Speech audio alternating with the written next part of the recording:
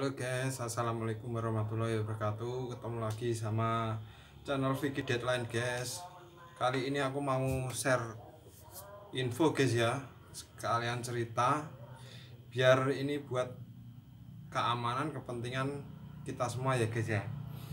Ini nggak tahu kenapa selama minggu-minggu terakhir ini guys ya, ini lagi rawan guys. Banyak maling, begal, terus pembiusan, kemudian terus apa guys ya, penipuan, banyak banget guys sekarang guys. Ini terutama di daerah Grobogan guys ya, terutama lagi itu wilayah kecamatan Godong guys, daerah kelurahan Karanggeneng, kelurahan mana lagi ya, lupa aku, pokoknya ya sekecamatan Godong gini guys ya. Ini tak ceritain guys ya, minggu pertama bulan kemarin ya guys ya, itu ada kejadian pencurian guys. Itu di desa, tepatnya desa Manggarmas, itu ada pencurian sepeda motor guys. Tapi alhamdulillah dapat digagalkan warga guys ya, orangnya kabur, nggak ketangkap. Kemudian di desa Manggar itu selang berapa hari berikutnya guys ya, itu bawa kabur sepeda motor, tapi itu lolos guys, soalnya nggak kelacak warga. Kemudian masih minggu pertama guys ya, kemudian selang berapa hari kemudian itu di desa Gulang Gulang guys. Gulang itu ada pencurian sepeda motor juga guys, tapi gagal loh. Malingnya dikejar tapi kemudian hilang. Kemudian minggu kedua itu ada pencurian lagi guys, yang pencurinya tepatnya 10 orang guys. Itu di daerah desa Dangi. Nah itu alhamdulillah yang ketangkap 2 orang guys, tapi yang 8 orang kabur, nggak kelacak. Alhamdulillah ketangkap dua-duanya, dan itu orang daerah Meranggen Demak guys, tapi melakukan kriminalitas kejahatan di daerah Grobogan guys, tepatnya kecamatan Godong. Kemudian selang berapa hari kemudian, tapi minggu kedua juga guys ya, di daerah Pulo, di daerah Pulo itu ngambil emas kalau nggak salah guys. Itu emas, gelang, kalung kayak gitu guys. Nah itu ketahuan warga yang lagi ronda guys ya, pos kampling gitu, sis kampling keliling. Itu orangnya dikejar, larinya ke sawah, dikejar polisi juga, tapi lolos juga guys, akhirnya nggak ketangkap warga. Kemudian selang minggu berikutnya, minggu ketiga, hari apa itu saya lupa, itu di desa saya guys, Karanggeneng guys, itu ada yang kehilangan sepeda motor guys, tapi alhamdulillah ketemu sepeda motornya, tapi malingnya lolos guys, 2 orang. Ini nggak tahu tapi orang mana nggak tahu. Terus minggu berikutnya itu di daerah Buludan kalau nggak salah guys, itu tetangga desaku dekat sini guys. Itu juga mau ngambil motor, tapi ketahuan warga, dan ternyata itu malingnya tetangga desa sendiri guys, agak jauh tapi ya lumayan deket lah, masih satu kecamatan gitu guys. Tapi dilepasin soalnya kan masih kecil-kecil guys, di bawah umur. Kalau yang lainnya itu kebanyakan orang tua guys, sekitar umur 30-an ke atas guys. Kemudian selang berapa hari, minggu keempat guys ya, minggu keempat itu di sini, ini desaku seumpama guys ya, ini desaku, terus di sini tuh sebelah timurnya desaku itu kemalingan juga guys, tapi alhamdulillah ketahuan warga juga malingnya, tapi dikejar nggak ketangkap guys, lolos. Terus kemudian hari berikutnya pindah lagi guys. Itu 4 minggu itu berturut-turut guys, berapa desa korbannya. Kemudian di desa Melayut itu juga gitu, lolos guys, nggak ketangkap. Niatnya mau bobol rumah warga, tapi nggak bisa masuk, gagal, ketahuan warga, dikejar nggak ketangkep. Terus kemarin ini yang paling baru guys, kemarin malam habis maghrib. Biasanya kan yang minggu-minggu sebelumnya itu kebanyakan habis sholat subuh guys. Kadang ada yang sebelum sholat subuh, tepatnya itu habis sahur itu guys ya, makan sahur. Terus ya antara subuh itu. Tapi kemarin malam itu habis sholat maghrib guys, habis buka puasa itu guys, itu niatnya mau maling motor tapi ketahuan warga guys, digerebek, dikepung 2 desa itu guys ya, desaku Karanggeneng sama desa Manggar. Tapi itu nggak ketangkep guys, padahal udah di istilahnya apa ya, di itu loh guys, dikepung terus di apa ya, dipojokin gitu loh guys, di kayak di arah biar bisa ngumpul di tengah jadi satu gitu guys. Itu di video temanku itu cuman kelihatannya tuh celuritnya itu panjang segini guys, sekitar setengah meteran lebih lah guys, panjang gini. Tapi yang kelihatan tuh cuma celuritnya itu, aritnya itu. Jadi orangnya nggak kelihatan, cuma kelelap-kelelap gitu di tengah sawah. Dikejar warga 2 desa, nggak ketangkep guys, hilang. Itu 2 orang. Yang satu udah lolos duluan, yang satu nyemplung sawah itu tapi nggak ketangkep juga. Ditungguin sampai malam, nggak keluar juga, nggak tahu udah pergi atau sembunyi di mana, nggak tahu ya guys. Nah kemudian di daerah Mulutan juga itu waktu mau sholat taraweh itu guys, itu masih ada kejadian kemalingan juga. Tapi untungnya ketahuan warga jadi gagal lagi guys, nggak bisa bawa barang curian, orangnya keburu dikejar sama orang-orang yang taraweh tuh. Jadi yang di dalam masjid tuh tinggal 8 orang guys, ceritanya kemarin tuh.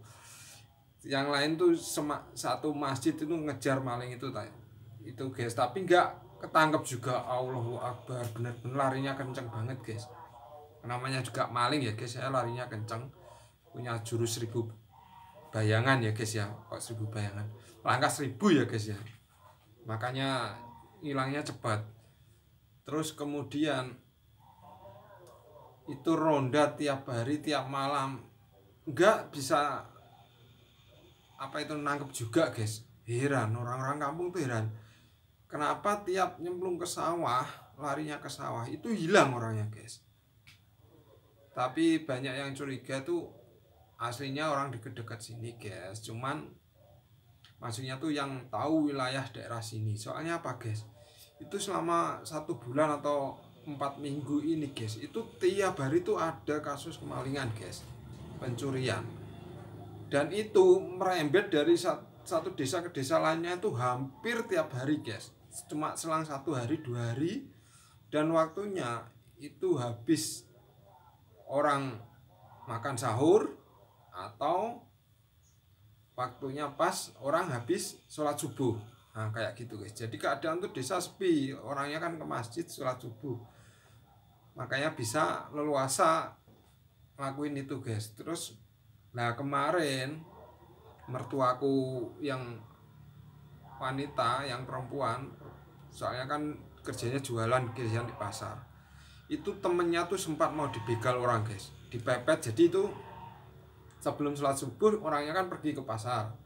Nah ini di tengah jalan, di tempat sepi ini antara desaku sama pasar, istilahnya pasar godong itu guys ya, itu kan jauh guys, lewati persawahan. Nah itu nggak ada penerangan sama sekali guys, gelap.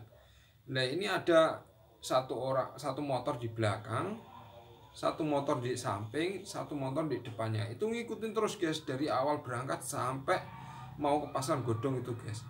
Nah kemudian ada desa di tengah-tengah itu namanya Paseban desanya guys.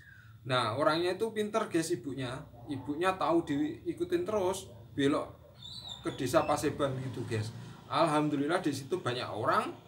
Nah motor 3 ini kabur semua guys, nggak tahu orang warganya banyak di situ, nggak berani guys begal. Sebenarnya itu mau begal ibunya tadi, soalnya kan ya namanya orang bakul sayur guys, pedagang sayur itu kan kalau pagi kan bawa uang banyak buat kulaan ya guys ya.